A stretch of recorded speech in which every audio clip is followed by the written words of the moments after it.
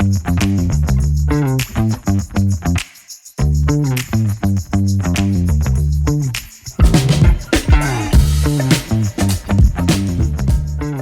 brother and I leave for the Rubicon Trail in exactly 1 week from today. Actually, we should already be in Reno, Nevada at this time next week. Before we leave, I have a significant amount of work to do to the Jeep. I'm gonna plan on doing that this weekend, which will also be in this video. But before that, we need to do some work on our F-350. This is the truck that we're gonna be towing the Jeeps to California with. I have never towed with this truck. I've never put a trailer on it. We haven't had this truck for all that long. We have a 36-foot gooseneck that we're gonna be picking up at the end of this video that the truck has to be able to tow. Now, we already have the hitch installed into the bed. It came with the truck, but I'm afraid that the truck's gonna be squatting, towing close to 15,000 pounds. So we're gonna be installing this airbag kit into it. I guess we don't really have to do this, but I want the truck to be comfortable to tow with, like, what are we doing? 1,000 miles to California? So I thought that this would be a good route to go.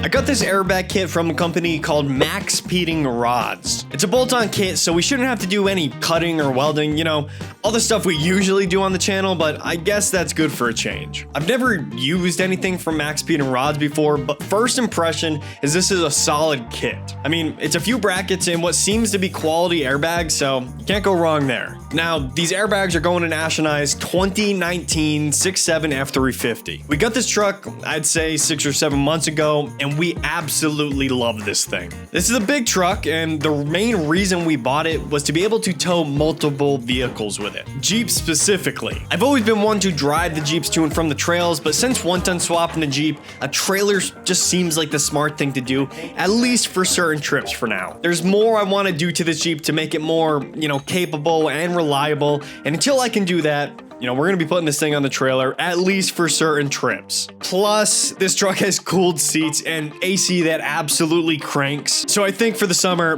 the truck, trailer, and the Jeeps is gonna be the way to go. Airbags are now in. That was actually super quick. I thought it was gonna get more video of it, but they went in super quick and easy. This is a bolt-on kit. Everything bolted on with no issues. Now, we do have this really sweet compressor from the same company. You can see right here. So this comes with a wireless controller, and this thing is actually super sweet. With that wireless controller, I can set exactly what pressure I want going into those bags. And then I can also dump the bags with the same controller. That being said, we are not going to be installing this in this video. I am running out of time. We got to get to work on the Cherokee. So instead, we're going to be doing this the extremely simple way. These bags come with an airline that we can fill up with like a tire inflating tool. They got a Schrader valve in there. So basically, what we're gonna be doing, once we get the Jeeps loaded onto the trailer, once this thing is squatting down, however much it's gonna squat, we're gonna be able to fill the bags up with this little Schrader valve on this airline. We're gonna fill up the bags until the trucks level out, and it's as easy as that. This is not ideal since we do have the compressor sitting right here,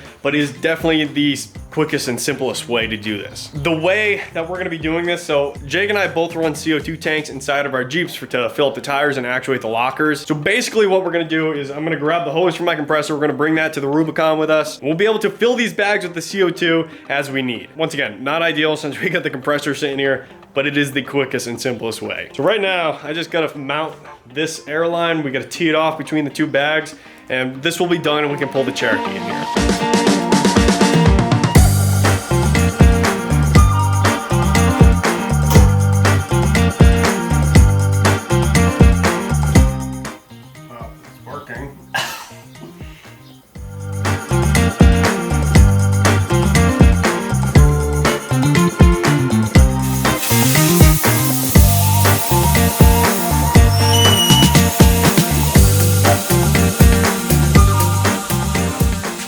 Who here remembers the red Cherokee? This Jeep was my daily up until we finished the Resurrection Cherokee. And this thing is really turning into a parts Jeep. It's actually really sad to watch happen, but it's much cheaper to pull parts off of this than go buy them elsewhere. So once again, today, we're stealing parts off of this thing. Long story short, the steering box on the Resurrection Cherokee is absolutely shot. Over the past couple months, I've learned that 40s without hydro assist is very tough on the steering box. When the Jeep takes certain lines, it leaks extremely bad. So to keep this fixed cheap, I'm stealing the steering box off of the red Cherokee. I'm also hooking up a power steering cooler, and we're calling it a day. We're not doing hydro assist before Rubicon. It's just not in the budget. So I'm hoping the steering box off the red Cherokee will at least last the 22 miles it has to on the Rubicon. Now the to-do list for the Resurrection Cherokee is huge. The steering box is definitely the biggest thing I wanted to get done before Rubicon. I did do a few other small things, but I didn't get done nearly as much as I would have liked, but it is what it is.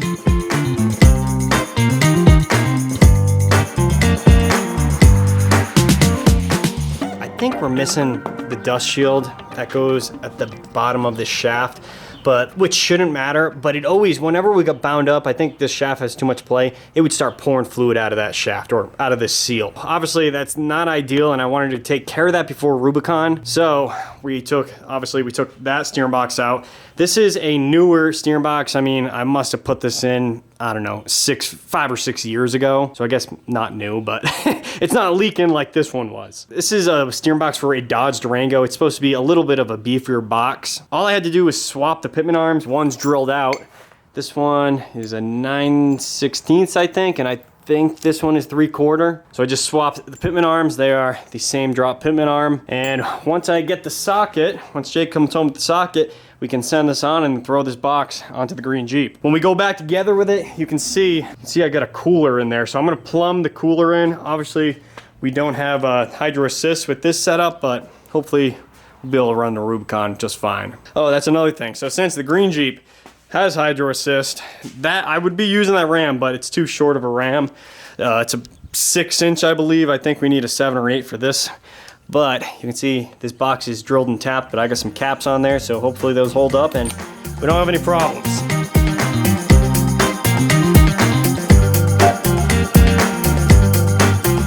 I took the Jeep for one last test drive. It drove amazing down the road, so at this point, I think it's time to go pick up a trailer.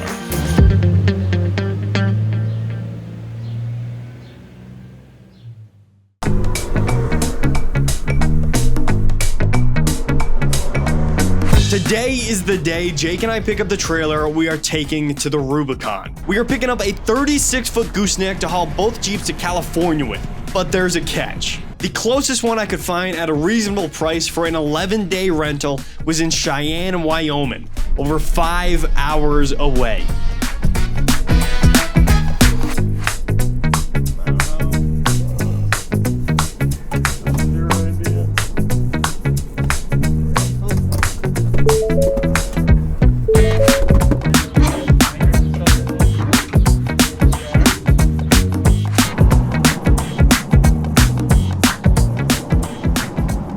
Not gonna lie, it's a little stressful, but I think we're gonna get used to this. I mean, we've got 300 to 400 miles to do today to get back home.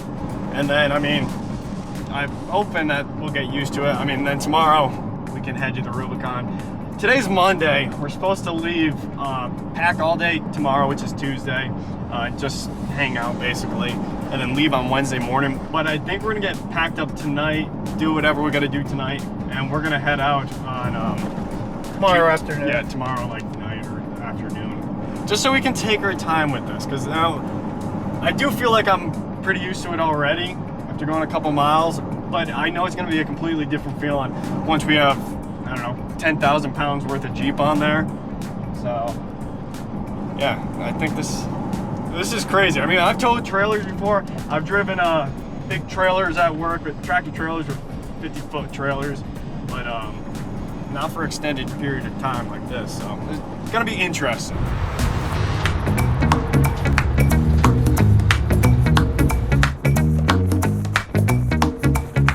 This is wild. This is a big trailer. This is a 36-footer Lamar. So definitely hold the Jeeps no problem. But yeah, it's doing pretty good. Our brake lights, we were having an issue with the brake lights earlier, but they're working now. Just an issue with a bad connection on the truck. And it looks, we pulled over at this rest stop because it looks like the truck bed is getting super close to these gussets on the trailer, but obviously it looks like we got enough room here. Sweet, let's keep going. All right, once again, it's the next day. Jake and I are supposed to leave tomorrow. Today is Tuesday. We're supposed to leave on Wednesday, but we decided that we're gonna finish packing up today and we're gonna hit the road today. So we've got the truck and trailer already. Y'all saw that.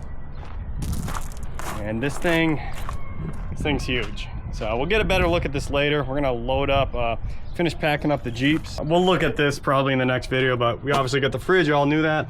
This is my old Yeti. This is not full of anything that has to stay cold. This is all dry food because this is I guess you could say a bear-proof container. So all my dry food's gonna stay in there. I got a few other things in there, so I think it fits pretty good too. I've got my stove on top of it. I got a nice bag for it. I mean, we've got some other miscellaneous stuff. And over here, we've got tools and whatnot down below. Still got the seat in here.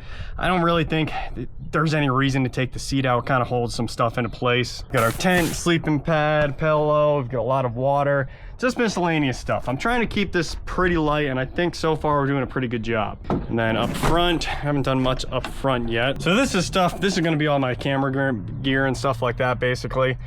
But it should work out pretty good. I'm gonna finish packing up here. We still have to take off the rooftop tent. I think I got to change this wheel seal because it's leaking pretty good. And then maybe change the diff fluid. I don't know. We'll see. We'll see how it looks.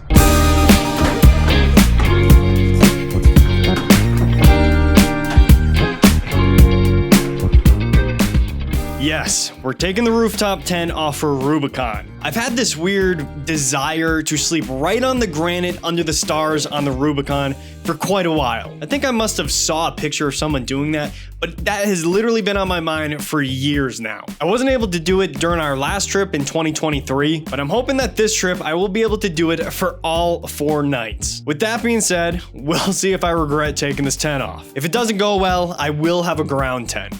What you are seeing here is the first time I have ever trailered a rig to a trail. I could definitely get used to this. It is absolutely wild to think that less than 2 months ago, we pulled this Jeep out of the garage for the first time. In those 2 months, we've taken this Jeep to Moab multiple times. We've taken it to Rangeley, Colorado for some wheeling. And now I am loading it up to go run the Rubicon Trail in California. If all goes well, this Jeep will be rolling up to Loon Lake in 3 days. All of this is happening so fast, I can't even believe that this trip is already here. I could not be more excited.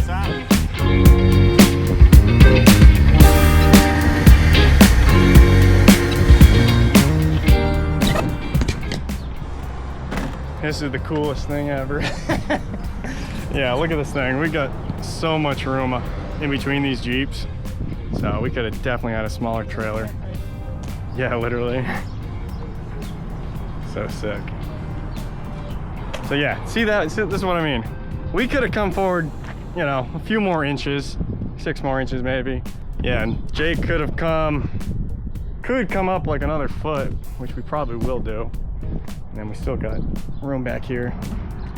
Pretty cool.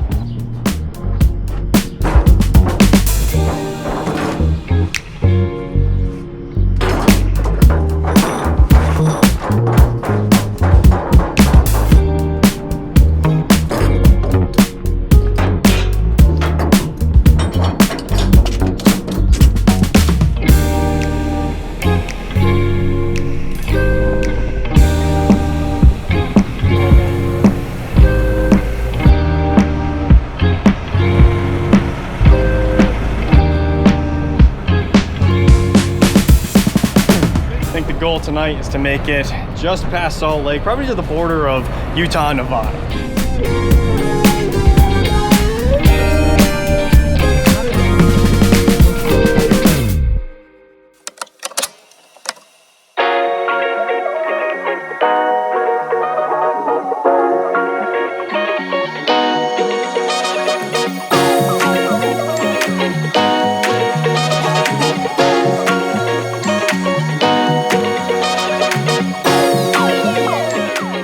Everybody, last night we decided to park over here at this just to pull off. I think it's actually there's some OHV routes down this way. We just decided to pull off to this staging area to get some rest. think we're about an hour away from the Nevada-Utah border. We wanted to make it to the border last night, but I mean, we drove until, I think it was like 11:45 last night, so I think we definitely made some good ground yesterday. Resurrection Cherokee and the TJ seem to be doing just fine, the trailer and the truck. This truck is a dream to pull with. You can definitely tell that we got all this weight back here on the trailer, but I mean, this thing just goes down the road. It can still pull a grade at 65, 70, no problem. So I will say, I'm pretty impressed with the truck. Today, the goal is to get to Reno, Nevada, which is roughly 6, maybe 5 or 6 hours west. We've got plenty of time to head to Reno. We've got a hotel there tonight. Not sure where we're gonna park the trailer just yet, or the truck. I think the staging area on the Tahoma side of the Rubicon is gonna be like,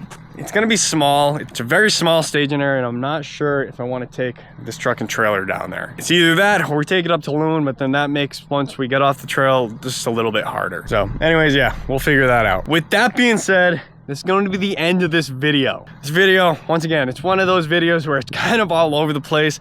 I'm not too good at this, I don't know, travel vlogging style videos, if you will. But we've got the Resurrection Cherokee and the TJ on the trailer, and we are heading to the Rubicon. This trip has been planned for literally probably about a year, and it is absolutely insane that it's actually happening right now. So here's to making it into the Rubicon with no issues. I am extremely excited to see what this Jeep can do out in the Rubicon, and I'm extremely excited just to be out on the Rubicon since I haven't been there since 2023. I think it's gonna be a great trip. With that being said, I appreciate y'all for watching. I'll see you on the trail, and I'll see you next time.